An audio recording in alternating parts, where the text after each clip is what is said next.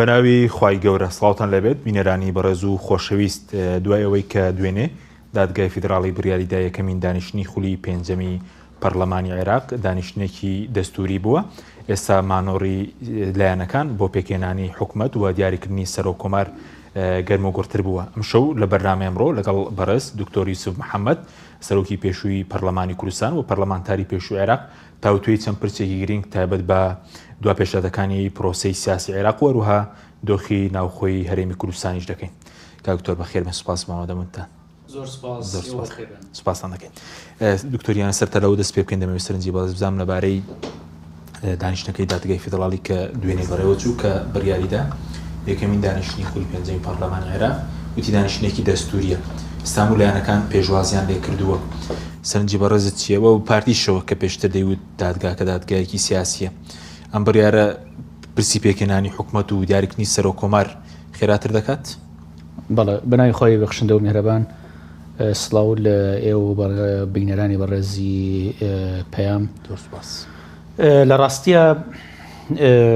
هەمیشە دادگای ئیتیحادی باڵای ئیتیحادی لە عێراق لە پرسە سیاسیەکان بە دوور نەبووە و هەم لە کارتێکردنی سیاسی بە دوور نەبووە و هەم لە شێوەیەک لە هەوڵدان بۆ خاوکردنەوەی گرژی و ململانیەکان ڕۆڵی بینیوە. یعنی هەر لە سەرەتای دروستبوونی عێراقی نوێ لە دوای 2000 و با بڵین لە دوای بەتایبەتی لە دوای پەسەندکردنی دەستوری هەمیشەی عێراق لە 2005 بەدواوە دادگای ئیتیحادی ڕۆڵی بینیوە لە خاوکردنەوەی ململانیەکان لە نێوان هێزە سیاسیەکان و هەندێک جار تەدەخولیشی کردووە. یعنی تەدەخولەکانی هەندێک جار زۆر سیاسی بەحت بوون. بەڵام ئەو بڕیاری دوێنە بخوێندەوە یعنی بەڕاستی یعنی منطقی زۆر تیا بوو لەو بابەتە. هەرچەندە باسم خەشان ئەو بابەتانی کە پەیوەندیدار بوو بە تاعنکردن لە محەممەد حەلبوسی سەرۆکی پەرلەمان سەبارەت بە ئەدایی لە خولی پێشوو دقیقە یعنی تا ڕادەیەکی زۆر ینی محەممەد حەلبوسی و دەستەی سەرۆکایەتی پێشوو بە شێوەیەکی گشتی یعنی بە پەیڕەویانە مامەڵیان ناکرد. بەڵام ڕەدی دادگا کە ڕەدێکی تەواوە و پێم وایە ئەو ماوەیەشی کە کاری دەستەی سەرۆکایەتیان وەستان بۆ ئەوە بوو کە تەنفیسێک بن بە پرۆسەکە و هەر ئەوەشیان بە شێوەی خاوکردنەوەی گرژیەکان و ڕێکەوتین لایەنەکان بوو ئەو ماوەیە لە نۆی مانگ تا 25 مانگ. بەڵێ هەرچەندە یعنی ئەوەش دیسانەوە بڕیارێکی دروست بوو کە دەستەیەکی سەرۆکایەتی تاعن لەسەری هەبێ پێویستە کاتکارەکانی ڕابگیرێ هەتاکو و تاعنەکە لەسەری یەکلا بێتەوە. لەو پرسەیە لە پرسی دانیشتنی یەکەم بەڕاستی من ئێمە خۆمان لە جوای کۆبوونەوەکە نەبووین. بەڵام ئەو چوونە سەر منەسەی کە بینیمان لەلایەن هەندێک لە پەرلەمانتارانەوە ئەوە پێویست بوو دادگا هەڵوەستی لەسەر بکات کە ئایا ڕاستە سەرۆکی تەمەن پەلاماری دراوە ئازار دراوە چکەوە بەڕاستی مۆزوعێکی ئەساسیە. ئایا یعنی ئەمە بۆ داهاتوش ڕاستە ئایا پەرلەمانی عێراقی تر بۆ شێوەیە بەڕێوە ڕوا هەر کەسێک ڕازینە بۆ ڕاتە سەر منەسە پەلاماری سەرۆکایەتیەدا یانیە ئەو شتە پێویست بۆ هەڵوەستی لەسەر بکرێت. باشە بەس سەبارەت بە پابەندبوونی لایەنەکان هەموویان پابەندن بە بڕیارەکانی دادگای لە عێراق بە دادگای فیدراڵی بەوانەی کە خۆیان بە براوە دەزانن بەوانش کە پێیان وایە دۆڕاون نی ڕێزگرتنێکەیە لە بڕیاری دادگا؟ بەڵێ هەم تا ڕادەیەک تا ئێستا دادگاکان لە عێراق هەوڵیان داوە سەر بەخۆی خۆیان پارێزن پاراوێزێکی کارتێکردنی سیاسی وجودی هەیە لە عێراقا ئەوە شاراوە نییە. یعنی هەم لە ڕابردوو بۆ بەلانانی هەندێک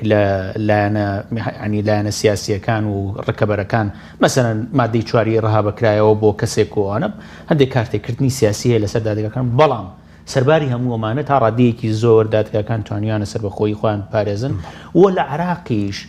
هەوڵیەوە درێت چەند موسسەسەیەک هەیە بپارێزرێ و هەمووان ڕێزی لێ بگرن بهێڵڕێنەوە وەکو موسساتی دەوڵەت لەوانە دادگاکان لەوانە سوپای عێراق لەوانی شوڕتەی ئیتیحادی ئەمانە ڕێزدەگیراو بن بۆ ئەوەی دەوڵەتی ئیتیحادی ئیدامەی هەبێت دەوڵەت لە عێراقا ئیدامەی هەبێت بە پێچەوانەی دادگاکان وەزعی دادگاکان لە هەرێمی کوردستان کە بەڕاستی دەستێوەردانی لایەنە سیاسیەکان لە دادگاکانە زۆر یعنی ڕوونتر و دیارتر وەیە تەنانەت شتێک ئەتوانم بڵم کە زۆر بەکەمی سەربەخۆی دادگاکان ئەبینی. یعنی بۆ نمونە لە کەیسی سادراوانی بادینان کە ڕەنگە دوایش بینە سەر باسکردنی مەسئول بارزانی پێش دادگا وتی ئەمانە سیخڕن یعنی ئیتر وازەح ڕۆنی کردەوە کە ئەوە حکومەکانیان چیە بێتەوە ئەوانە بەڵام لەوێ لە بەغا هەوڵیەوە درێت کەمترین دەستێوەردانەکرێت بەڵام کەمتر بێت و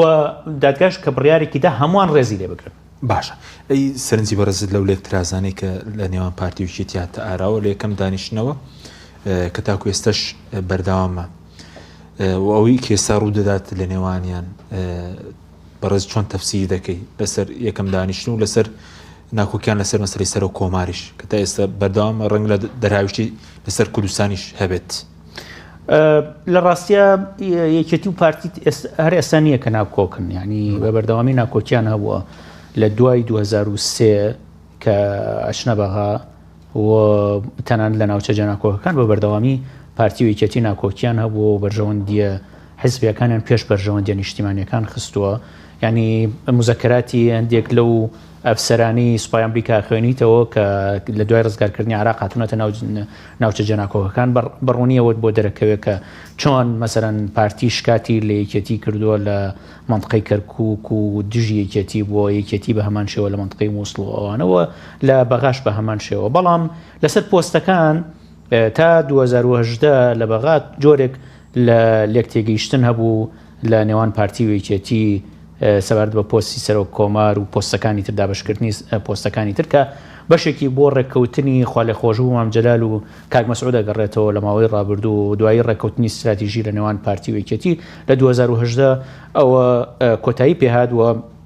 پارتی بۆ یەکەم جار منافەسی یەکێتی کرد لەسەر پۆستی سەرۆک کۆمار و ئێستاش دیسانەوە بینین ئەم ناکۆکیانە زیاتر هاتوۆتە پێشەوە کە ئەمە بەڕاستی ململانێکردنی یەکتر لەسەر پۆستەکان کارێکی ئاساییە بەڵام ئەم قۆڵبادانی یەکتر بۆ بە تایبەتی ئەمەی کە کاک مەسعود ئەم جارە خاڵی خۆی جارێکتر کاندید کردووە بۆ پۆستی سەرۆک کۆمار و لە بریەوەی ینی کاک مەسعود و لایەنەکانی تر یەکێتیش بە هەمان شێوە پارتی و یەکێتی کاک مەسعود کە سەرۆکی پارتیە لە بیریەوە بن کە لێک تێگەیشتنیان هەبێت لەسەر پۆستەکان و وەرەقەیەکی وازح بۆ خۆیان بنووسن بۆ دانوستان لەگەڵ لایەنەکانی تر کە کرۆکەکەی بریتی بێت لە مەسلەی شەڕکردن لەسەر خاک و مەسلەی مادەی 140 و مەسلەی شەراکەتی بڕیار لە عێراق و مەسلەی جێخستنی ئەنجومەنی اتحاد لە عێراق کامە مەسلەیەکی زۆر گرنگە و مەسلەی موچە و بوجە و قوتی خەڵکی کوردستان و جێگیرکردنی لە ڕێککەوتنی پێکەنانی حکوومەت بەداخەوە ئەبینین ئێستا شەڕەکات و سەرەوەی کە پۆستێکی تەشریفاتی لە عێراق هەیە ئەو ململانێکە بێتە سەر ئەوە و پارتیەوێت چۆن نێراتیکردنی خەڵک و هەموو دام و دەستگاکانی لە هەرێمی کوردستان قۆرخ کردووە پۆستی سەرۆک کۆماریش بۆ خۆی بەرێەوە ئەمە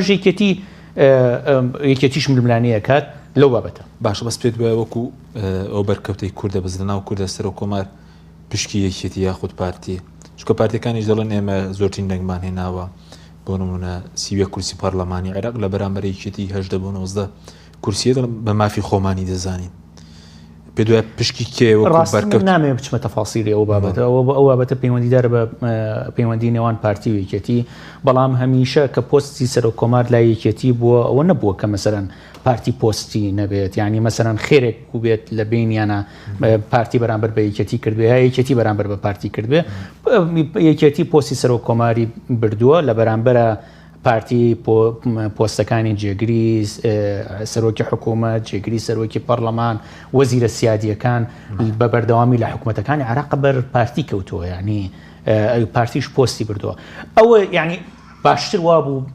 لێک تێگەیشتنیان هەبێت لەسەر پۆستەکان جارێکی تر ئەم شەڕە لە بەغا دروست نەکەنەوە کە دوور نییە ئەم ململانەی ئەم جارە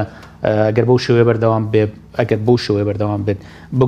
بگوازێتەوە بۆ ناوخۆی هەرێمی کوردستان و جارێکی تر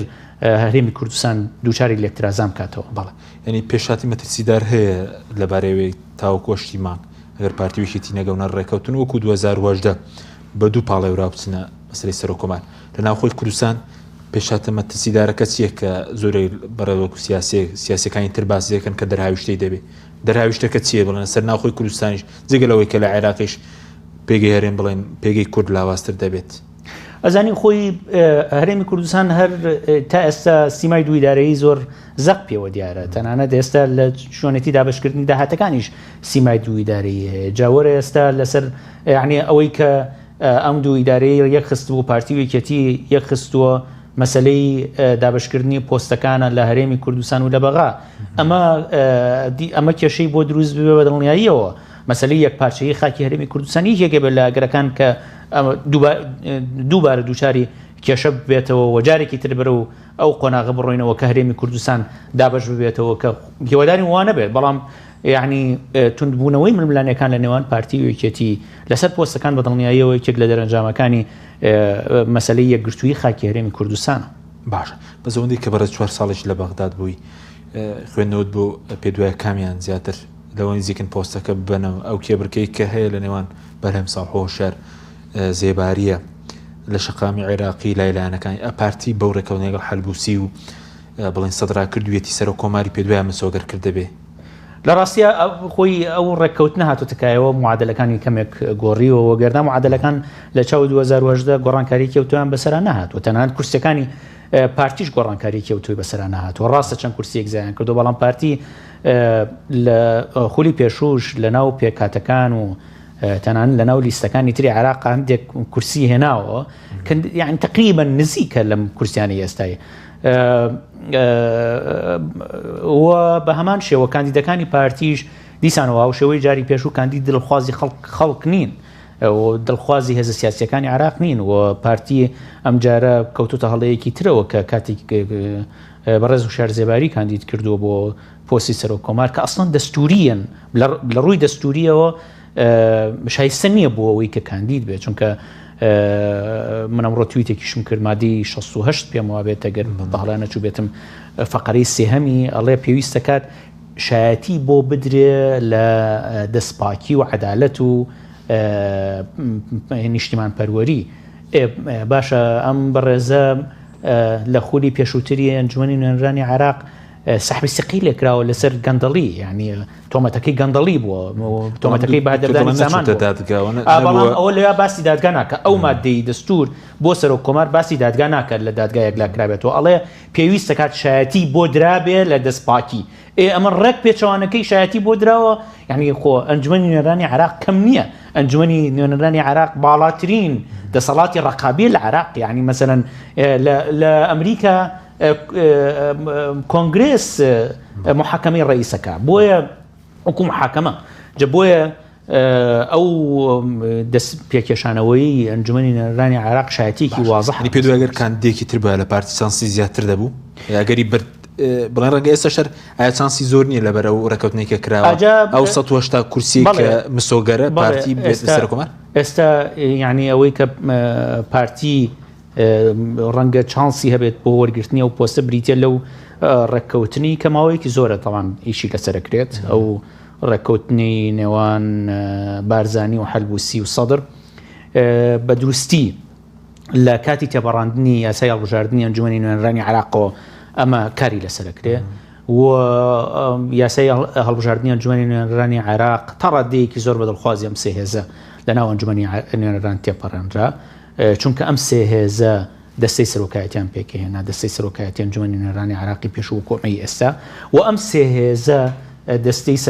سەرۆکایەتی لیژنەی یاساییشان پێکهێنا باسنەکانی هەڵبژاردنیان بە دڵخوازی خۆیان تێپەڕان و لەسەر هەندێک بابەتیش ڕێککەوتن پێشەوەی یاساکە تێپەڕانن لەوانە ئەوەی کە کارتی ئەلکترۆنی بخوات نەک تەنها بایۆمەتری دووەم عەد و فەرز ئەلکترۆنی بێت ئەوەی کە زۆر مشکلەی دروست کردووە سێهەم بازنەکانی هەڵبژاردن بە دڵخوازی خۆیان دروست بکەن و واشیان کرد و ئەمە یعنی بەردەوام بوو لێک نزیکبوونەوەی ئەم سێلایەنە ئێمە ئاگادار بووین لە ماوەی 2 ساڵی ڕابردوو بە بەردەوامی وەفدەکانی پارتی هاتن بۆ بەغدا بە تایبەتی زۆربەی کات بە سەرۆکاتی بەڕێز و شارزێباریش بوو ئاهاتن بۆ بەغا و زیاتر تەرکیزیان لەسەر ئەم دوولایەنە بوو و لەگەڵ سەدر ئەوەی کە ئێمە ئاگادار بووین باسی ئەوانە کرد لەگەڵ گروپ ینی کوتلەی سەدری کە ئەوان ئامادەن دان بە مەرجعیەتی سەدر لەناو هێزە سیاسی شیعەکان بنێن و سەدر بۆ بناسن کە هێز یەکلاکەرەوەی لەناو شیعەکان و لە بەرامبەرە سەدر و کوتلەی سەدری ڕازی بن کە کاک مەسعود وەکو مەرجعی کورد ببینن. طبعا ئەمە ینی منطقی لێک نزیک بوونەوەی پارتی بوو لەگەڵ کوتلەی سەدری و کوتلەی سەدری ژەمایان پێخۆش بوو ئەوان جوانەوێت و یانەوێت سەدر بڕیاری یەکلاکەرەوە لەناو عێراقدا. طبعا پارتی لەم پرسەیە حساباتی غەڵەتە. کاک مەسعود و پارتی لەم مەسەلەیە حساباتیان غەڵەتە. هیوادارم مراجعەی خۆیان بکەنەوە لەوە ماوس لە ڕێکەوتن لەگەڵ سەدرە لە ڕێکەوتن لەگەڵ سەدر و لەوەی کە پیان وایە لە بەرامبەر دانان بە مەرجعیەتی کاک مەسعود بۆ هەرێمی کوردستان دانانێن بە مەرجعیەتی سەدر بۆ ناو هێزە سیاسی شیعەکان. سەدر مەرجعیەتی ناو هێزە سیاسی شیعەکانی ناوێت. سەدر دەست بە سەرگرتنی دەسەڵاتی لە هەموو عێراق. سەید موقتەدا سەدر دەسەڵاتی یەکەم بێت لە هەموو عێراق و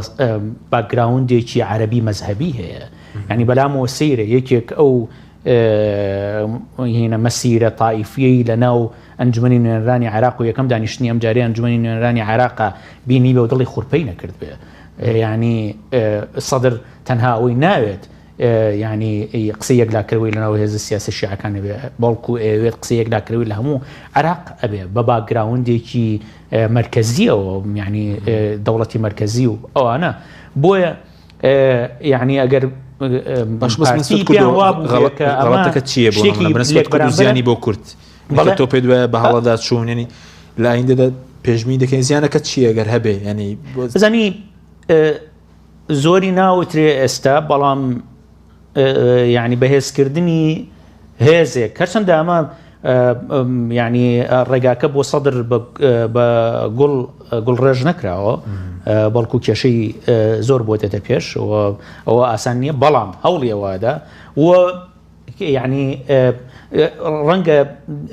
دۆخەکەش بۆی لەبار بێ بە تایبەتی کە سەدر هینێکی حازینەیەکی جەماوەری لە ناو بەغدای پایتەخت هەیە کامە ڕەنگە ڕێگا خۆشکەر بێ بۆی کە ئەگەر سوڵتە بەدەست بگرێ دەست بەسەر پایتەختا بگرێ بەسەر پایتەختا بگرێ و جگەل ئەوەش ینی سەدر بیر لە مەسلەی مەرجعیەتی دینی شکاتەوە بە تایبەتی لە عایلەیەکی دینیە و ئەوانە جا لەوە حساباتەکە غەڵەتە کە ئەمە تەنها پەیوەندیدار بە شیعە نییە پەیوەندیدارە بە هەموو عێراق. ئەمە لایەکی لای دووەمی کاک مەسعود و پارتی دیسانەوە لەوەشە بە هەڵە چوون کە پیان وایە کاک مەسعود بەم شێوەیە ئەتوانێت بێتە مەرجع لە هەرێمی کوردستان. کاک مەسعود بەم شێوەیە ناتوانێت بێتە مەرجع لە هەرێمی کوردستان بەڵکو بەم بۆ نمونە بەم قۆڵبادانە لەگەڵ یەکێتی مەترسی بۆ سەر قەواری هەرێمی کوردستان دروست دەکات وەکو چۆن لە ڕابردوو لە ڕێگای ئیسرارکردنی لەمانەوە لە پۆستەکەی هەرێمی کوردستانی دووچاری لێکترازان و کێشە و بێشەی ناوخۆیی کرد و دوای ئەوەی پەرلەمان شەرعیەتی پێنەدایەوە تەنها شەرعیەتێکی سیاسی مابوو کە دوایی ناچاریش کرا واز لە پۆستەکەی بێنێ. ئەم پرسەش هەروایە کاک مەسعود دەیتوانی بە شێوەیەکی تر ڕۆڵی گەورە ببینێ ئەو کاتە ئیتوانی ڕۆڵی گەورەتر لە هەموو هێزە سیاسیەکان ببینێ کە گەورەتر لە پارتی گەورەتر لە عایلەکەی خۆی بیری بکردایەتەوە ئەیتوانی وا بکات ئەیتوانی لەبریەوەی خاڵی خۆی کاندید بکات لەگەڵ یەکێتی ڕێبکەوێت لەسەر پۆستەکان و تەنان مەرجەکانی خۆشی بەسەریانە بسەپێنێەوە گەورەی بنواندایە لەوەی لەبری قۆڵبادان لەگەڵ هێز و لایەنە سیاسیەکانی دەر طبعاً هەر لەسەر پۆستی سەر کۆمار نییە بالمناسبە یعنی پارتی لە بەغا شەڕ لەسەر فەڕاشێکەکات فەڕاشێک ینی هەوڵی ئەوە داحتکاری هەموو نوێنەرایەتی کورد بکات لە بەغا ینی تەنها لەگەڵ لە مەسلەی سەر کۆمارەوە نییە ینی لە مەسلەی وەزارەتەکان مدیرعامەکان ینی هەموو شتەکان ویست بۆ خۆیان بێ. جا لەبری ئەوە کاک مەسعود ئەیتوانی سەرپەرشتی ئەوە بکە کە وەرەقەیەکی تەفاوزی باش حازر کرێ ئەوەی کە باسمان کرد کە کرۆکەکەی بەرژەوەندی خەڵک بێت. بەسی ئەو ڕێکەوتنی سێقۆڵەکەی تێدانی نووسراوەکو مافی خەڵکی کوردستان لە بواری موچە بێ پێشمەرگە بێ خاکە شێ دڵەوەی تێدانێ هەرچەندە تا ئێستا ناوڕۆکەکەی بڵاو نەکراوەتەوە ینی پێ دووە پارتیەکان بەبێ مەرج بچنەڕێ ئەو ڕێکەوتنە سێقۆڵیەوە ئاوە والله جا ئەگەر ئەو شتانی تیاابە پێویستەکات بڵاو کرێتەوە معلوماتی لای بەندە ئەوەی کە معلوماتێکی سەرەتاییمان هەیە ئەو شتانیتیان نییە هیچ باسکردنی و بابەتانیتیان نیە و ئەزممونیش پێمانەڵە کە ئەو شتانیتیان نیە من ئەزمموی 4 ساڵی ڕابرد طبعاً ئەزممونمان لەگەڵ مەسلەی پەیوەندی نێوان هەرێم و بەغا دوور و درێژترە ئاگداری هەموو یعنی ئەو تاریخە هەین لە دوای 2005 چۆن مامەڵە کراوە لەگەڵ ئەو پرسانە بەڵام من 4 ساڵی ڕابردوو خۆم لێوە بووم لە بەغدا بووم یعنی بۆ نمونە هەموو فاوەزاتی پارتی لەگەڵ دکتۆر محەممەد عەلاوی کە ڕاست پێرا بۆ تەشکیلکردنی حکوومەت بریتی بوو لەوەی کە دکتۆر فواد حوسێن کاتەوە بە وەزیر. هیچ مەرجێکی پەیوەندیدار بە مادەی 140 و بە بوجەوانی بەزم جارە لەگەڵ کازمیش بە هەمان شێوە باشە بەس ئەم جارە بەڕێز پەیوەندی تێ لەگەڵ سیاسەکانی عێراق بڵێن ئاراگۆڕینەوەتان هەیە ئەی چی تێدا ئەگەرەوەی تیانە بێ مەسەرەی موچە مادەی 140 ئەوەی خۆتان بەلاچوونتان کرد بە یاخود ڕاوێژ و ڕاگۆڕینەوەتانە بێ چی تێدا ڕێکشتی سەیرە بیستم بەڕاستی لەسەر ناوەڕۆکی ئەو ڕێککەوتنە کە من ناتوانم ێستا باسی بکەم چونکە دڵنیانی مەترسیدارە یعنی ئەزانی هەموو ئەو شتانە زیاتر لەسەر ئەفکاری سەدر داڕژراوە و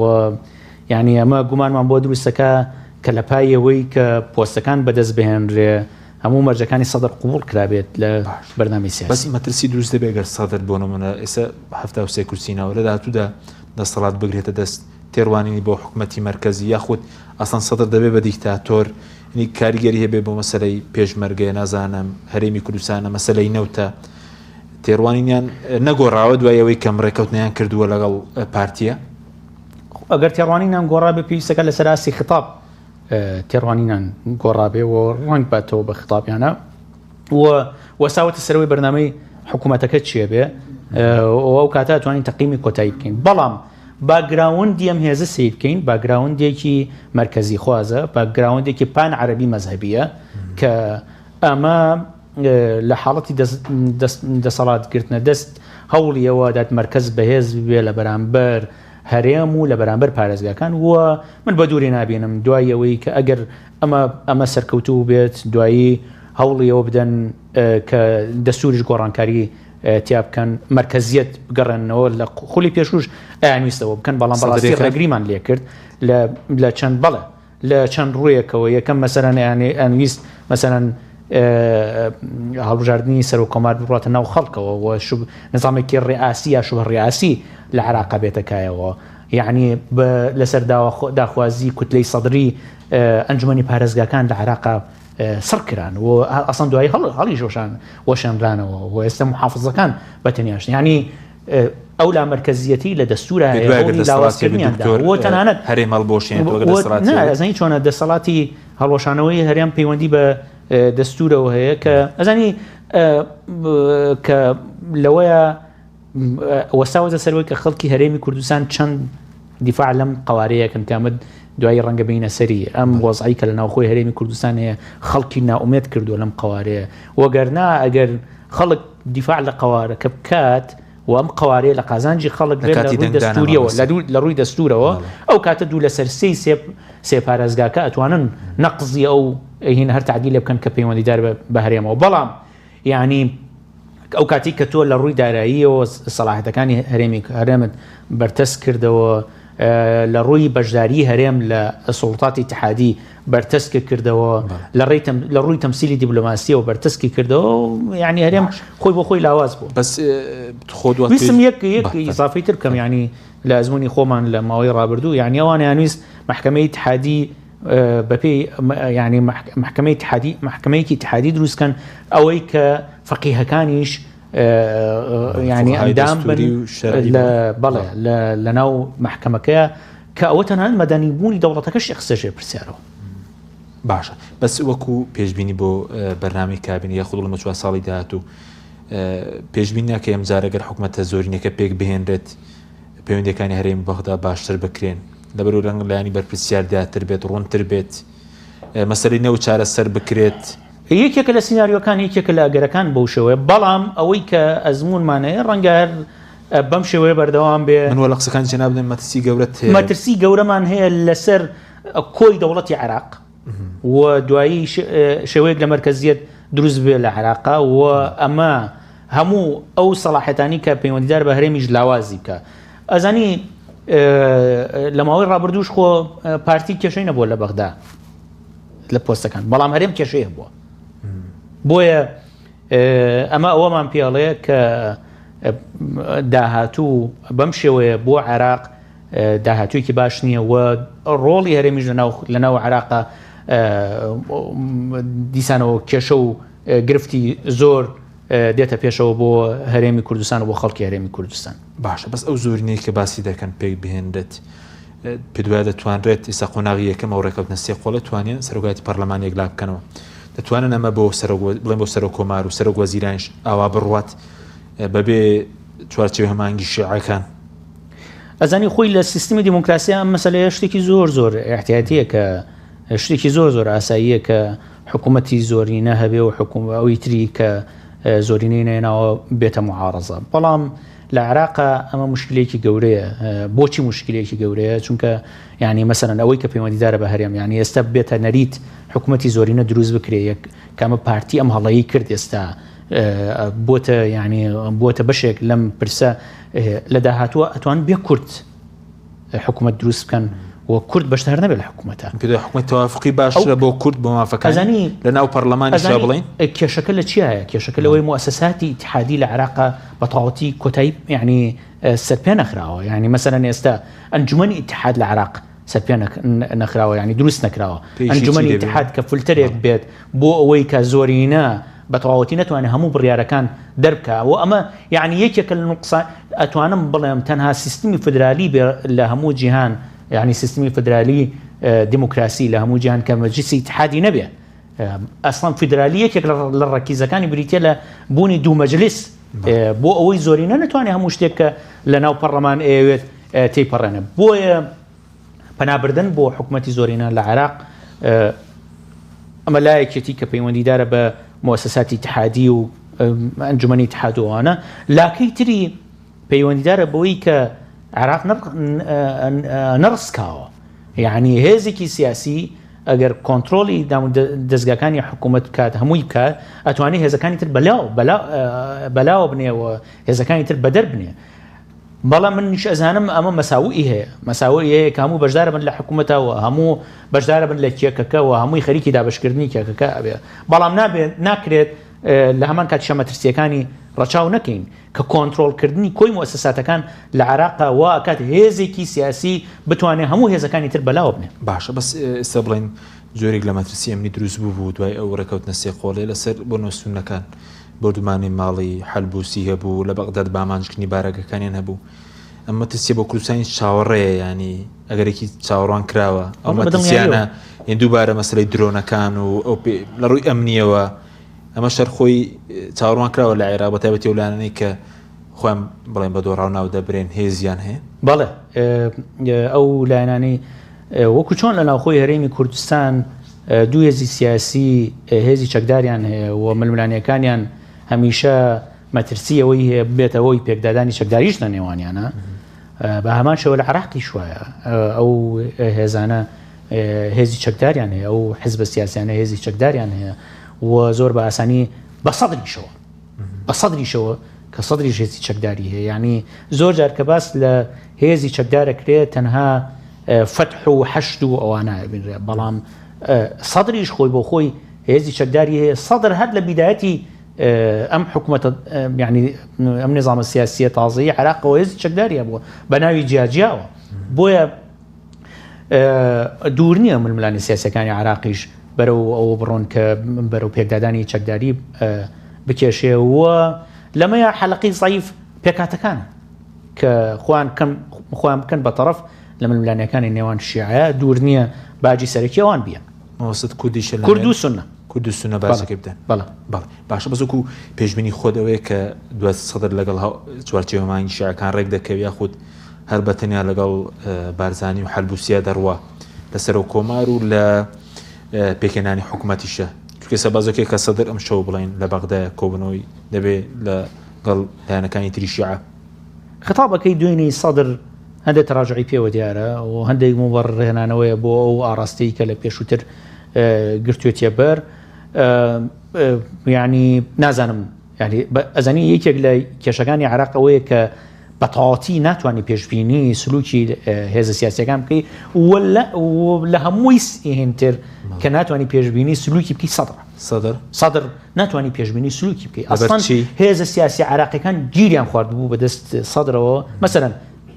حکوومەتی عادل عەبدولمەهدی بە ڕێککەوتنی نێوان هادی عامری و سەدر هاتەکەیەوە بەڵام دوای ساڵێک لێ هەڵگەڕایەوە وە ڕوون بوو دوای ساڵێک لێ هەڵەگەڕێتەوە ڕوون بوو یعنی ئێمە کە لە پەرلەمانی عێراق بووین باسیەوەکرا کە لە دوای ساڵێک ئەو ڕێککەوتنە کۆتایی پێ یعنی نازانی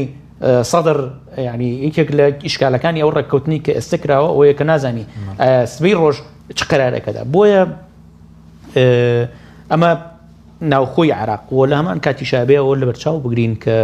دۆخی ناوخۆی عراق تەنها دۆخێکی ناوخۆی نیە بەڵکو کارتێکەری ئیقلیمی و کارتێکەری نێودەوڵەتیش بوونی هەیە جا چ ئێران بێ چ تورکیا و ئیمارات و سعودیە و ئەوانە بێ چ ئەمریکا بێت ئەمانە هەمووی کارکتەرن و ڕۆڵیان لە عراقا هەیە و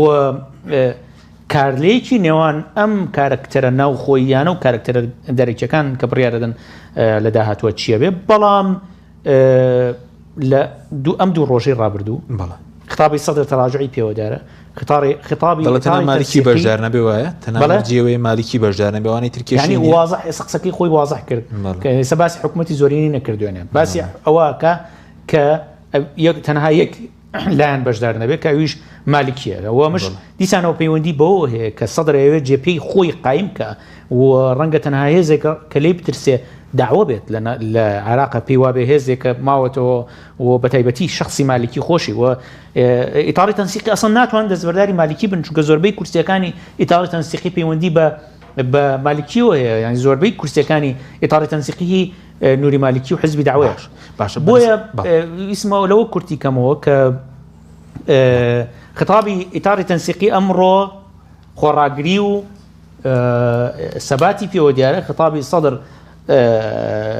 لاوازی پێوە دیارە نازانین داهاتوو بڕ باشە بەس بین و سەر کۆمارەکە بجگەلەکێتی پارتی لانی تریشن لە بەغداد پێدوایان دەبێت چۆن مامەڵە بکەن وە سەبارەت بە چانسەکەش تۆ خۆدۆک پێشبینی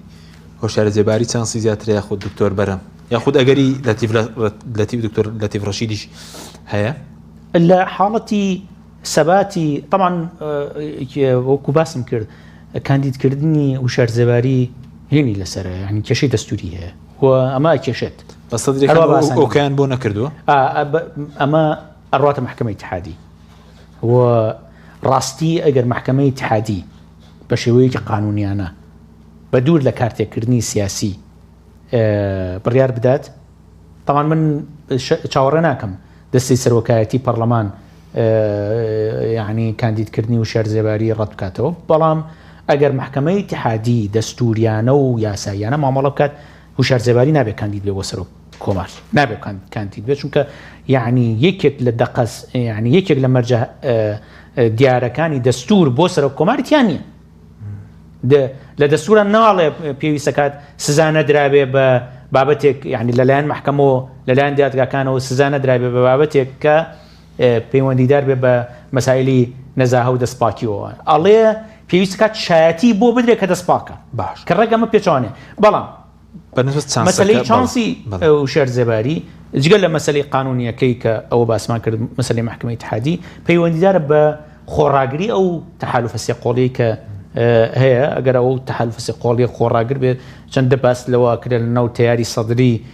ئێستا مقۆمقۆی زۆر هەیە لەسەر ینی وا هەست دەکەن دەنگدانیان بە وشار زێباری کۆی ئەو خطابی کە هەیەە سەبارەت بە ئیسلاح و چاکسازی و ئەوانەی خاتەژە پرسیارەوە لە بەردەم شارعیشە ئەگەر ئەو تەحالوفە سێقۆڵیە ثابت بێ بەدڵنیایە وشار زێباری کارتی هەیە کارتی فشاری چیە یاخود لە بەغداد بەتابەت دوای و کێشە ناوخوانی خۆشی لە بەغداد زۆر لاواز وەکو خوێندنەوەی بەڕێزت بڵین یەکێتی ئەوەی منەوە بۆم باس کردی ئەوە پێویستەکان دەخوان پرسی باشترە بەڵام یعنی ئەوە مەلەفە قانونیەکە توان کاری لەسەر بکەن و لە هەمان کاتیشە لە ڕووی علامی و لە ڕووی سیاسیشەوە توانن کاری لەسەر بکەن و هەوڵی ئەوە بدەن کە یعنی وەکو جاری پێشوو کە چۆن یەکێتی هەموو ڕێگاکانی گرتە بەر لە ڕووی سیاسی لە ڕووی علامیەوە بۆ دەرچوونی کاندیدەکەی خۆی کە دکتۆر بەرهەم ساڵح و خستنی کاندیدی بەرامبەر ئەم جارە دەتوان هەوڵ بن کە ئەو کارتانی خۆیان بەکاربێن بەزەم جارە بەڵام لە دوای ڕفراندۆمەوە ئەو کاتە پێگەی پارتی زۆر لاواز بوو ئێستا پارتی پەیوەندێکی بەرفراوانی عێراقی نێودوڵەتی ئیقلیمی هەیە باردۆخ کە جیاواز نیە زۆر جیاواز نیە لە 2018 زۆر جیاواز نییە لە 2018ش هەم کۆمەڵگای نێودەوڵەتی هەم هێز ویلایەنە شیعەکان بەشی زۆریان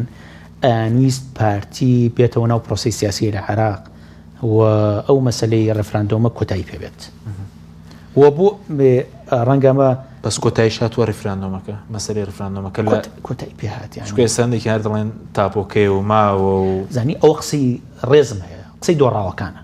قسەی دۆڕاوە یعنی چی تاپۆی چی و شتی چی شتێک کە کۆمەلگای نێودەوڵەتی دانی پیانە نابێ تاپۆی چی تۆ بۆ بۆنی ئەوەی حەز و خولیایەکی شخصیەوە لە 150 خاک لە دەستیا چ بە ڕێفراندۆمەکە بێت چ بە هیم بێ بە شکستی 16 ئۆکتۆبری 2007 بێ لە 151 بۆ 53 خاک دۆڕاندووە باشە یعنی تۆ هەر کاتێک حاضروی بۆ سربەخۆیی ئەتوانی لە ماوەی مایەکە ئەو ڕێفراندۆمە بکەیتەوە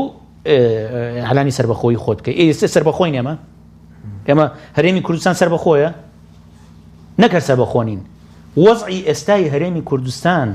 لە بەرامبەر بەغدا وەزعێکی بەهێزترە لە پێگەیەکی بەهێزترایە یان پێش ڕێفراندۆم پێش ئەنجامدانی ڕێفراندۆم پێ پێشتر پێش ئەنجامدانی ڕێفراندۆم من شێوە دەوڵەتێک هەرێمی کوردستان شێوە دەوڵەتێک بووە من سەرۆکی پەرلەمان بووم ڕۆشتم بۆ هەر وڵاتێکی دنیا سەرۆکی پەرلەمانەکان پێشوازیان لێ کردو نەڕۆشتم بۆ پەرلەمانی هەرێمەکان سەرۆکی پەرلەمانەکان پێشوازیان لێ کردو پێگەی نێودەوڵەتیمان گۆ تەنانەت مەسەلەی چارەسەرکردنی کێشەکانمان لەگەڵ بەغدا وەساتە هەبوو بۆ ئەوەی کێشەکانمان لەگەڵ بەغدا چارەسەر کرێەوە من نینە سەر ئەو بابەتە بەڵام یینە سەر 2010 مقارنەی 2010 وەزعی پارتی و تەنانەت ئێرانیەکان و ئەمریکیەکان کۆک بوون لەسەرەوەی کە ڕێککەوتنێک کەن بێن نەکایەوە لە نێوان یەکێتی و پارتی کە آخر قسەی آخر طرحی قاسمی سولەیمانی بۆ یەکێتی و پارتی ئەوە بوو 2 ساڵ بە 2 ساڵ سەرۆکۆمار بێ سەرۆکۆمار و پۆستەکانی هەرێم ئاڵوگۆڕ بکەنەوە 2010 بەڵێ و 2 ساڵی یەکەم بۆ پارتی بێت بەڵام بەڕێکەوتن بەشێکی پەیوەندیدار بوو بە کاندیدەکەی پارتیەوە کاتش ئەندامی ئەنجومەنی ڕێفراندۆم بوو ئەندامی کە ئەندامی ئەنجومەنی باڵای ڕێفراندۆم بوو یعنی لەناو پەرلەمانتارانی شیعەیە باز لەوە کرا کە کاک مەسعود خۆی نایە بێ سەرۆکایەتی کۆماری عێراق بکە سکرتێرەکەی خۆی نێرێ بۆ ئەوەی سەرۆک کۆماری عێراق بێت جا ئەمە یعنی زۆر ڕۆشت بوو لە سیاسی باش تقریبا 15 خولەکێکمان بەس لەسەر لایەنەکانیش دوای دێنی سەر ناخۆی کوردستانی یەکسەر لەسەر لایەنەکانی دەرەوەی پارتی ویشتی لە بەغدا لایەن هەیە ئۆپۆزیسیۆن و کاندیدی هەندێک لایەنی تر کاندیدیان نییە پێ دوایەوە دەبێت چۆن مابەڵا بکەن وڵایم بەلامەوە سەیرە لایەنی ئۆپۆزیسیۆن کە تۆ ئیعلانی خۆت بکەی وەکو ئۆپۆزیسیۆن چۆن کاندید تەبێ بۆ سەرۆک کۆمار نابێ چۆن یعنی ئۆپۆزیسیۆن یعنی ئەوەیە کە تۆ لە دەسەڵاتی جێبەجێکردن بەشداری ناکەیت ئەی پێ دوای بۆچی هەیە نازانم من بەڕاستی تێنەگەیشتم یعنی لەو پرسە تێناگەم یعنی چۆن تۆ ئەتەوێ ئۆپۆزیسیۆن بی لە هەمان کاتیشا کاندید تەبێت بۆ پۆستی سەرۆک کۆمار یعنی هەر لایەنەوە ئازادیشە لەوەی کە چۆن مامەڵاکە بەڵام با خطابیان ڕوون بێت لەگەڵ خەڵک یعنی وازح خطابیان لەگەڵ دەنگدەرانی خۆیان وازح بێت کە ئەیانەوێت چی بکەن و من دڵنیام کە هیچی تێدا دەخوێنی تۆ جەنابەت جێی سەر سوورمانە بۆم یعنی جێی سەر سوورمان لە سەر سوورمانێکە من ناتوانم هەر ئەوە ناڵم یعنی جێی سەر سوورمانە بۆم کە لایەن هەبێت ینی ئیعلانی ئەوەی کردبێ ئەبێتە ئۆپۆزیسیۆن لە بەغدا بەڵام کاندیدی هەیە بۆ سەرۆک کۆمار یعنی ئەوە تێگەیشتین لە ناو پەرلەمان بۆ دەستەی سەرۆکایەتی کاندیدە دەبێ و شتێکی ئاساییە چەندە کاندیدە بۆ ینی بۆ سەرۆکی پەرلەمان نەبێ بەڵام بۆ جێگرەکانی کاندید دەبێ ئەوەش دیسانەوە هەر منطقی تایە بەڵام کاندید بۆ سەرۆک کۆمار یعنی تۆ سەرۆکی حکومەت ڕاستپێری سەرۆک کۆمار سەرۆکی حکومەت ڕاستپێری دەسەڵاتی جێبەجێکردنە سەرۆک کۆمار باش بینی سەر ناوخۆی کوردستان سەبارەت بەوەی کەم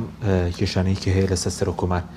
وا دەکات هەڵبژاردننی پەرلەمانی کوردستانی پێ دوای دواب بکەوێت یاخود ئەو دۆخە چاق بۆسەی کە لە کوردستانە هەیە چارەسەرێک هەیە بۆ دۆخە لە هەموو ڕۆکەن لە مەسلەی خزمەتگوزاریە دامەزراوەکانە حکومڕانیە لە ڕاستیە هیچ هەڵبژاردنێک بەداخەوە تا ئێستا لە هەرێمی کوردستان لە کاتی خۆی نەکراوە پێچوانی عێراقەوە لە عێراقیش هەڵبژاردننی ئەنجومەنی پارێزگاکان دواکەوتووە بەڵام هەڵبژاردنەکانی ئەنجومەنی نوێنەرانی عێراق لە دوای ئەم نظامە سیاسی تازەی عێراق هیچ هەڵبژاردنێکی ئەنجومەنی نوێنەرانی عێراق دوانە کەوتووە ئەوە هەڵبژاردننی پێشوەختیشدا عێراقا کرا بە هەموو کەم کورتەکانیەوە بەڵام لە هەرێمی کوردستان لە 92ەوە تا ئێستا هیچ هەڵبژاردنێک لە کاتی خۆی نەکراوە. طبعاً زۆر گرنگ هەڵبژاردن لە کاتی خۆیان بکرێت بەڵام تەنها ئەنجامدانی هەڵبژاردن لە کاتی خۆی گرنگ نییە. ئەوەی کە هەڵبژاردن نزیح بێ زۆر گرنگ ئەویش هەر بەقەدەر ئەوەی کە هەڵبژاردن لە کاتی خۆیان بکرێت گرنگە ئەوەی کە یعنی خەڵک بزانێت دەنگی گزی لێ ناکرێ و دەنگی نادەزرێ و یەکێک لە کێشەکانی ئێستای نظام کۆی نظامی سیاسی لە هەرێمی کوردستان ئەگەر ناوی بنین نظام کە تا ڕادەیەکی زۆر ناتوانانی بڵین نظام ئێمە سوڵتەمان هەیە لە هەرێمی کوردستان کۆمەڵێک سوڵتەی عائیلی و کۆمەڵێک سوڵتەی حیزبیمان هەیە نظامەکە چیە؟ یعنی نظام شتێکی جێگیر و مؤسساتی و ئەوانە توانین ناوی بنی ینی ئاوای لێ خوێنرێتەوە بەڵام ئەمە سوڵتەیە بەڵێ سوڵتەی ئەمری واقع هەری مەسەن ئەوائل بنەماڵەکان سوڵتان هەیە حزبەکان سوڵتان هەیە ئەگینا حکوومەتی هەرێمی کوردستان سوڵتەی کووە حکوومەتی نازانی تۆ بە حکوومەتی نازانی ڕاستیەکەی یعنی بۆکۆ من ناتوانم وشەی حکوومەت بەکاربێنم بۆ دەسەڵاتێک لە هەرێمی کوردستان کە شخصەکان ڕۆڵی تیابینن و عائیلەکان ڕۆڵی تیابن. دوێنێ مەسرور بارزانی ڕۆشتووە بۆ سەردانێکی ڕسمی و کوڕانگان بۆ ئیمارات کی لەگەڵ خۆی بردو کوڕەکەی خۆی لەگەڵ خۆی بردووە باشە ئەمە چۆن ئەتوانین کوڕی مەسرور بارزانی چه موقعێکی ڕسمیە لە ناو دەسەڵاتی هەرێمی کوردستانە چه موقعێکی ڕسمی دوێ کێ بردوێ ئەگەر وەفدی ڕسمیە ئەوە دەبوو وەزیرەکانی لەگەڵ بووایە ئەبوو ئەو کەسانی کە پەیوەندیدارن بە سوڵتەی هەرێمی کوردستان و ئەوانەی لەگەڵ بووایە والحاصل سەبارەت باڵبژاردنەکەی کوردستان پێ دوێت دەخرێ بەڵێ دۆخە چەق بە سوێکەش بڵێ بە دووری نابینم هەڵبژاردن دواب بکەوێت لە هەرێمی کوردستان و ئەو ملودانانی عراقی جارێکی تر کاریگەری لەسەر هەرێمی کوردستانە بێت طبعاً هەڵبژاردنەکەش لە هەرێمی کوردستانە خۆی بۆ خۆی کێشەی هەیە لەبەرەوەی کە ئێستا کۆمسیۆن ماوەکەی تەواو بووە چۆنێتی تەفعیلکردنەوەی کۆمسیۆن ئەوەش کێشەیەکی ترە و لە هەمان کاتیشە داواکاری هەندێک لەلایەنە سیاسەکان بۆ گۆڕینی نظامی انتخابی ئەوەش دیسانەوە و گۆڕینی بازنەکانی هەڵبژاردن ڕەنگە کێشە و مشتومڕ بێنێتەکایەوە و هێنا پەرلەمانی کوردستان ئێستا لە پشوایە تا مانگی سێ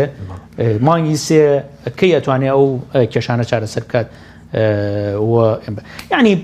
لە هەموو حاڵەتێکە ئەوەی کە گرنگە لە ناوخۆی هەرێمی کوردستانەوە هەیە ئەوەیە کە کۆی نظامی سیاسی یان ئەو سوڵتەی لە هەرێمی کوردستانە هەیە لەژێر کێشەی شەرعیەتایە لەژێر کێشەی شەرعیەت و متمانی خەڵکایە و ناڕەزایەتێکی بەرفراوان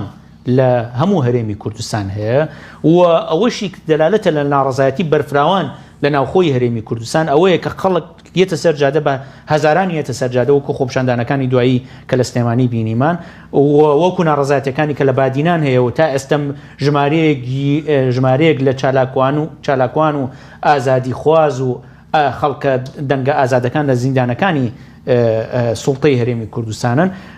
و خەڵک لە انتخابات ناڕوا بۆ انتخابات بەڵام ناڕەزایەتی دەرەبڕێ ناڕەزایەتێکی بەرفراوان هەیە کە ئەگەر ئەو سوڵتەی لە هەرێمی کوردستان هەیە لەگەڵ خەڵک خۆی ئاش نکاتەوە کێشەکانی خەڵک چارەسەر نەکاوە هەڵبژاردننی ئازاد نەیەتەکایەوە بە دڵنیاییەوە ئەگەری سەرهەڵدانی توندوتیژی لە هەرێمی کوردستان بە دوور نازانرێت لەلایەن خەڵکە و دژی دەسەڵات مابەسە لەلایەن خەڵکەوە خەڵک توندوتیژی ناکە بەرامبەر بە دەسەڵات بەڵام دوور نییە گروپی توندوتیژ لە هەرێمی کوردستان سەرهەڵدا یان گروپە تۆنڕەوەکان ئەم ناڕەزایەتیانە بقۆزنەوە و بتوانن تەجنیدی خەڵک بکەن لە هەرێمی کوردستان. باشە بەس چارەسەرێکی ئێستا بۆ دۆخی هەرێمی کوردستان بۆ حکوومەتەکەی نازانم بۆ پەرلەمانی بۆ دەسەڵاتی دادوەری چارەسەرێکەیە چارەسەر هەیە بە دڵنیاییەوە چارەسەر هەیە بەڵام ئەگەر ئیرادە هەبێت کە بەداخەوە ئەو ئیرادەیە بوونی نییە و ئەم سوڵتەیە لە هەرێمی کوردستان ئەوە نازانێت کە ئەو کاتەی هەرەسە هێنێ کەس ناتوانێت بەری پێ بگرێ و سلوکی هەموو نظامە نادیموکراسیەکان سوڵتە نادیموکراسیەکان بواە نازان ئاگان لە خۆیان نییە خەبەریان نابێتەوە تا ئەوەی انهیاری کردو و نظامانی کە لە ناوچەکە ڕوخان دەلالەتێکی وازەحە بۆ ئەم پرسە بەڵام ئەگەر ئێرادەیەکی ئێرادە هەبێت بۆ ئەوەی لەمە زیاتر هەرێمی کوردستان بەرەوداوە نەگەڕێتەوە تواناکانی ناوخۆی هەرێمی کوردستان چ لە ڕووی مرۆیی چ لە ڕووی ئابووری و داراییەوە زۆر لەوە گەورەترە کە بتوانرێ و کێشانە چارەسەر بکرێت. باشە بەس لەم کابینێت و ئەم ئیرادەیە نبینی نەخێت بەدڵنیاییەوە 2 ساڵ و نیوە بڵین دەست بەکار بووە یان چۆن مەسەرەن ئیرادی چاکسازی بین کە تا ئێستا مەلەفی نەوت لە هەرێمی کوردستانە کەس نازانێت چۆن ئیداراکە بە گۆچرە بڵێن سەردەمی جەنابیشتە کە سەرۆکی پەرلەمان بوون وەلایەنەکانی تریش بڵێن لەگەڵ ئێوە بوون لە پەرلەمان هەروانە بوو ینی بەڵێوا بوو بەڵام ئێمە هەوڵماندا کە چارەسەری بکەین. چۆن هەوڵماندا چارەسەریکەین ئەوە بوو یاسای سندوقی داهاتنەوتیەکانمان دەرکرد وە پاکێجێکمان حازر کرد بوو پاکێجێک یەک پاکێجی متکامل بۆ بەدامەزراوەیکردنی کەرتی نەوت و غاز پاکستنی پەرلەمان ڕێگەی لەوە گرت کە ئەو پاکێژە تەواو بکەین و دەستمان پێکرد یاسای سندوقی نەوت و داهاتی نەوت و غازمان دەرکرد لە پەرلەمانی کوردستان کە بەو ئاسانیە نەبوو ئەوەش دەربکرێت تەنانەت یاساکەش دەرکردنەکەی قورس بوو قورس بوو بەڵێ زۆر قورس بوو ئێستا جێبەجێ بکرێت بڵێن یاساکە بەکارە ئەگەر یاساکە جێبەجێ بکرێت ئەوە بەدڵنیایی و کۆی داهاتی نەوت و غازی هەرێمی کوردستان دەچێتەوە سندوقەوە و لەو سندوقەوە دابەشەکرێ بۆیە بەڵێ وایە لە سەردەمی ئێمە جواب بوو بەڵام هەوڵمان داوە بۆ ئەوەی کە چارەسەری ئەو دۆخە بکەین بۆیە ئەمە یعنی جاکەرەوەی ئەوەیە کە خەڵک بە ئێمەڵێ ئێوە خەریکی قسەن نەخێت ئەو کاتی کە لە سوڵتە بووین خەریکی چاکردنی و دۆخە بووین لە هەرێمی کوردستان و هەر بوو لەبەر ئەوەش بوو کە ڕێیان لێگرتین چونکە ئەمانویست قانون سەروەرە بێ بەسەر هەمووانە و ئەمانویست ئەو دۆخە خراپە دارایی کە لە هەرێمی کوردستانە چارەسەری کەین موسساتی ڕقابی تەفعیل بکەین پەرلەمان تەفعیل بێت دیوانی ڕقابی مالی تەفعیل بێت دەستەی نەزاهەت تەفعیل بێت و هەوڵی چارەسەرکردنی ئەو کێشانە بین کە لە هەرێمی کوردستان هەیە جە بۆیە چۆن من چاوەڕێی چاکسازی بم لە هەرێمی کوردستان کە تا ئێستا داهاتی نەوت گۆتر کاریە نەوت بڕاتە $90 $300 بوو ئەوە ئەمڕۆ گەیشتە $90 هەر 300 ملیۆن ئەدەن بە وەزارەتی دارایی بێتە 80 و بێتە 75 300 ملیۆنە بەڵام کە بێتە 160 نەوت بێتە 160 ئەیکەن بە 250 ملیۆن یعنی نەوت لە بازاری جیهانیە بە سنت ئەژمێررێ سنت بە سنت حسابەکرێ بە سنتێک گەڕاتە سەر و سنتێک یێتە خوارە بۆ حسابەکرێ لە هەرێمی کوردستان بە گۆترەکاریە کەس نازانێ ئەم داهاتە چی لێ و ئەمە لاوازی وەزیرەکانی یەکێتی و گۆڕان و ئەوانی کە لە یەکێتی و گۆڕانی شۆشونەتە ئەم سوڵتەیەوە یعنی ئەنجومەنی هەرێمی نەوت و غاز هەیە بۆ داوای کۆبوونەوەی ئەنجومەنی هەرێمی نەوت و غاز ناکەن ئەمانان دامنتیە و ئەمانە زۆرینن لەو ئەنجومەنەیە چۆن ڕێگادەن کە پارتی بە احتکاریان مەلەفە بکە ئەمە تەنها لە مەلەفی نەوت و غازان نییە لە مەلەفی دەواازە سنووریەکان و داهاتی ناوخۆش کەس نازانێت چی لێت لە نێوان پارتی و یەکێتی کەس نازانێت چی لێت وەزارەتی دارایی هەر بەناو وەزارەتە کەی وەزارەتە کە نەزانی تۆ داهاتەکانی ناوخۆی خۆت چییە مەسەرەن وەزیری دارایی چی کردووە مەسەرەن بۆ ئەوەی هەموو داهاتەکانی ناوخۆی هەرێمی کوردستان کۆ بکرێتەوە بە شێوەیەکی شەفاف کۆ بکرێتەوە بڕاتە ڕقمێکی حسابیەوە هی هەموو هەرێمی کوردستان بڕاتە یەک ڕقمی حسابیەوە بەڵ ئەی پێدوام کابینێکی خراپترە بە بەراورد لە کابینەکان لە ڕووی موچە بێ باز ڕسومات بێ ئازادیەکان بێ بەدڵنیاییەوە زۆر خراپترە لە کابینەکانی پێش خۆی بەتایبەتی کە ئەم کابینەیە تەوەجوهێکی ئەمنیشی هەیە بۆ سەرکوتکردنی ناڕەزایەتیەکان ڕەنگە کابینەکانی پێشوو ئێجگار بەو شێوەیە نەبوو بێتن بەڵام ئەم کابینێ ئەوەشی هەیە تەوەجوهێکی ئەمنی هەیە ینی بەڕاستی ئەوەی ئەو گیراوانی بادینان پەڵەیەکی ڕەشە بە ناوچاوی ئەم سوڵتەی لە هەرێمی کوردستان هەیە خەڵکی لەسەر کۆمنت دەستگیر کراوە و ینی حکمی 6 ساڵ دراوە لە کاتێکە دەسەڵاتدارانی هەرێم بەرامبەر بە دەرەوە زۆر نەرمونیان و زۆر بێدەسەڵات و بێتفاقن بەڵام بەرامبەر بە خەڵکی ناوخۆی هەرێمی کوردستان بۆ شێوەیە مامەڵاکەن من هیوادارم کە ئازادی خوازان لە هەرێمی کوردستان سارد نەبنەوە لە داواکردنی ئازادکردنی گیراوانی بادینان و هەوڵیەوە بدرێت کە ئازاد بکەن و بەڕاستی جارێکی تریش هەبێ بیڵەمەوە بەرپرسانی گۆڕان و یەکێتیشکە لە ناو حکوومەتن ئەوانیش ڕۆڵانە بێت لایەنەکانی ئۆپۆزیسیۆن لە ناو پەرلەمانی کوردستان ئەو پێویستە کات ئەوانیش ڕۆڵیان هەبێت لەوەی کە ئەم بابەتە ساردی لە نەکرێت و هەوڵیەوە بدرێت کە ئەوانە هەرچی زوو ئازاد کرن کاتمە زۆر کەمەوە بەس دکتۆر سەباردۆی کە سەرتا بەڕێز لەگەڵەوەدا نەبوون کەو کاتر لە گۆڕان بوون گۆڕان بەشداری بکە چکاندێک دەڵێن تۆ ئێوەش پشگیریەوەتانە دەکرد ئەم حکوومەتە بڵێن لەدایک ببێ ئەم کابینێ من لە ماوەی ڕابردوو لەو بابەتانی کە پەیوەندیدار بۆ چوونی گۆڕان بۆ حکوومەت بێتەڕەفیم هەڵبژارد بێلایەنیم هەڵبژارد لە ڕاستیان لە هیچ کۆبوونەوەیکی جوواتی نیشتیمانی کە پەیوەندیدار بوو بەشداریکردنی گۆڕان لە حکوومەتە بەشداریم نەکردووە بۆچی بێتەڕەف بووم چونکە بەڕاستی بەشێک لە هاوڕێیانمان بەداخەوە لە گۆڕان پێیان وا بوو کە من لە خولی پێشوو تێکمیاوە لەگەڵ پارتی و علاقەی بینی گۆڕان و پارتیم تێگیاوە بێلایەنیم هەڵبژار ئەم جارە لە مەلەفی بەشداریکردن لە حکوومەت نە لە وەفدی مفاوەزات بووم نە بەشدار بووم لە بڕیارەکەیە کە دراوە بۆ بەشداریکردن لە حکوومەت بەڵام دوایی کە گۆڕان بەشداری کردووە لە جواتی نیشتیمانی وەکو فراکسیۆنیش زۆر هەوڵی ئەوماندا کە گۆڕان دووچاری ئەو چارەنووسە نەبێت کە بوو داوامانە کرد کە نوێنەرانی گۆڕان لە ناودەسەڵات هەڵوێستیان هەبێت لە زۆر پرسا بە تایبەتی لە مەسەلەی بڕینی موچەی خەڵک کە بەداخەوە جوان نەکە. باش دکتۆر کاتم هەرنەوە بە سەبات بۆی ئێستا بەڕێزت حیزبی کەساتێکی حیزبیت ئەزانی ئێمە هەر لە خولی پێشووی ئەنجومەنی نوێنەرانی عێراق و عێراقی خۆمان لەگەڵ گۆڕان هەڵبەسەر چ ئەو کات دوای ئەم وەزعشی کە ئێستا هاتووەتەکایەوە زۆر هەوڵی ئەوماندا دۆخی گۆڕان باشتر بکرێتەوە بەڵام وا دیارە بەگوێی خەڵکی وەکو ئێمە ناکەن. بەنیازی چی بکەیت حیزبی نوێ چونۆ ناو گۆڕان هیچ هەیە؟ ئەزانی یعنی هێشتا زووە باس لە هەر ئەگەرێکی تر بکەین بەڵام